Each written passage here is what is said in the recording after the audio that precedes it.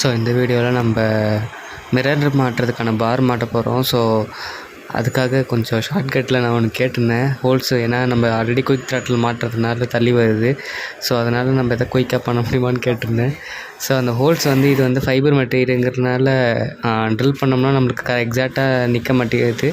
So அதனால் இந்த மாதிரி பண்ணலான்னு சொன்னார். ஸோ அது ஃபயர் ஆகிறதுனால நான் ஊதிட்டு இருந்தோம்.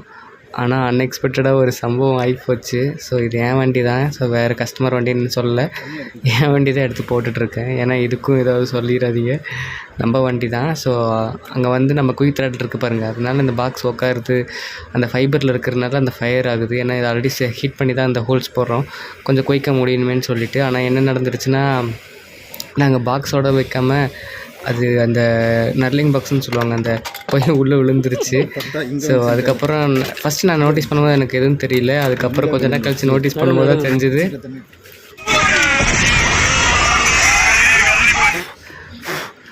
உள்ளே விழுந்தோன்னே நான் அதை எப்படியாவது வெளியே எடுக்கலாமான்னு பார்த்துருந்தேன். ஏன்னா ஹீட்டில் இருக்கிறனால அது எல்லாம் மற்ற பொருளை டேமேஜ் பண்ணிடுமோன்ட்டு. பட் அவரே அந்த தண்ணி எடுத்துகிட்டு வச்சுட்டாரு.